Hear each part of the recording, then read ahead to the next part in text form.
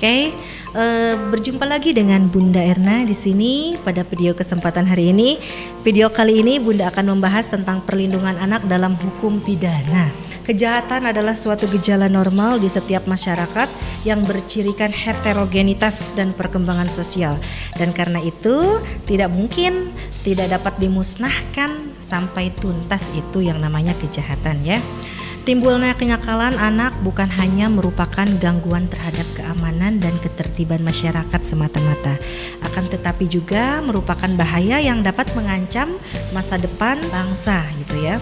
Nah, dalam Konvensi Hak Anak mengatur salah satu hak anak yang perlu mendapatkan perhatian dan perlindungan, yaitu hak-hak anak yang melakukan kejahatan, sehingga anak itu berkonflik dengan hukum dan mengalami proses peradilan anak gitu ya. Seringkali hak anak ini tidak dilindungi pada setiap tingkat pemeriksaan, mulai dari penyidikan hingga proses persidangan di pengadilan. Nah, prinsip-prinsip peradilan pada anak itu terdapat asas yang membedakan dengan sidang perkara pidana untuk orang dewasa. Nah, yang pertama batasan umur ya. Kemudian ruang lingkup masalahnya dibatasi. Kemudian ditangani oleh pejabat khusus ya. Kalau yang melakukan kejahatan anak itu tindakannya yang menanganinya pejabat khusus, biasanya ditentukan oleh pengadilan negeri ya. Kemudian suasana pemeriksaannya penuh kekeluargaan gitu ya. Tidak menggunakan seragam resmi ya. Keharusan kemudian acara pemeriksaannya secara tertutup, diperiksanya oleh hakim tunggal gitu ya, dan masa penahanan lebih singkat serta hukumannya lebih ringan. Kemudian aplikasi hukum pidana terhadap anak yang berhadapan dengan hukum itu yang pertama kita akan menceritakan prosesnya dari mulai proses penangkapan sampai proses vonis peradilan. Yang pertama perlindungan hukum terhadap penangkapan dan penahanan. Yang pertama ini berdasarkan Kitab Undang-Undang Hukum Pidana pasal 43, telah tindakan penangkapan dapat dilakukan tindakan penahanan. Setelah ditahan, kemudian diproses penyidikan ya. Dari proses penyidikan ini juga dibantu oleh polisi wanita ya. Kemudian penyidiknya juga harus tahu tentang psikologis anak gitu ya.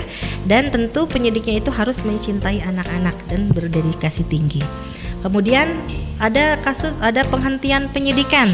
Nah, penghentian penyidikan ini bila ada alasan, bila tidak cukup bukti, kemudian peristiwa yang disangkakan bukan merupakan tindak pidana, dan penghentian penyidikan demi hukum. Kemudian ada hak-hak tersangka apa saja. Di sini ada beberapa hak tersangka ya. Kemudian kita berbicara tentang perlindungan hukum terhadap anak pada tahap penuntutan. Nah, pada tahap penuntutan ada penuntut umum, kemudian penuntut umum ini ada kriterianya ya, harus seperti apa, nanti bisa dilihat di sebelah sini. Kemudian ada penghentian penuntutan. Nah, tadi dalam tahap penuntutan ini bisa saja dihentikan penuntutannya apabila ada hal di bawah di atas ini ya. Kemudian hak-hak anak dalam proses penuntutan. Nah, di sini hak apa saja sih anak bisa yang bisa didapatkan oleh anak selama anak itu masa dalam penuntutan ya. Ada menetapkan masa tahanan anak cuma pada sudut urgensi pemeriksaan saja. Kemudian membuat dakwaan yang dimengerti oleh anak. Kemudian secepatnya melimpahkan perkara ke pengadilan dan melaksanakan ketetapan hakim dengan jiwa dan semangat pembinaan atau mengadakan rehabilitasi. Kemudian hak anak pada saat pemeriksaan di kejaksaan harus seperti apa? Nih di sini ya. Kemudian yang keempat, pelimpahan perkara ke pengadilan. Setelah ada penuntutan, maka dilakukanlah pelimpahan perkara ke pengadilan. Bila sudah cukup bukti, maka pelimpahan ke pengadilan. Nah, di sini ada beberapa ketentuan ya. Nah, jadi di sini bisa dibaca sendiri ya ketentuannya seperti apa. Nah, kemudian nanti itu untuk di pengadilan ya, hak-hak anak di pengadilan. Nah, kemudian setelah itu berlanjut ke perlindungan hukum anak pada tahap persidangan. Nah, pada tahap persidangan, nah ini anak dapat kekhususan tertentu sebagaimana diatur dalam Undang-Undang Peradilan Anak. Ya, kekhususannya seperti apa? Ini dia, gitu ya. Nah, dan kemudian anak ditempatkan di LP anak, khusus anak. Nah, berikutnya Undang-Undang Sistem Peradilan Pidana Anak baru berlaku pada tahun 2014 untuk menghindari dan menjauhkan anak dari proses peradilan. Jadi kita sudah mendapatkan fasilitas dari sejak tahun 2014. Kemudian diharapkan anak dapat kembali ke dalam lingkungan sosial.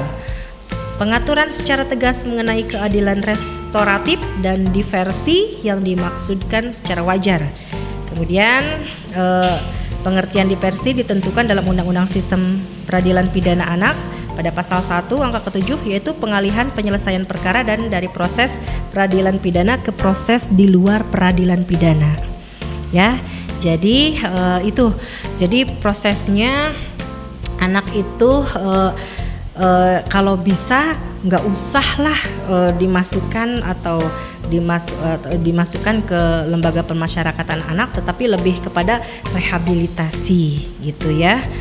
Mungkin itu ya. Jadi anak itu dalam hukum pidana itu ya memiliki hak yang pengawasan yang lengkap dari mulai penangkapan hingga ke vonis peradilan, dan diarahkan anak hasil vonis pengadilan ini tidak untuk menghukum anak tetapi lebih kepada merehabilitasi anak supaya anak bisa kembali lagi ke masyarakat. Mungkin itu dari Bunda. Terima kasih untuk penyimak materi Bunda saat ini, dan nanti silahkan jawab kuisnya yang sudah ada di platform Ruangmu. Terima kasih, selamat menyaksikan.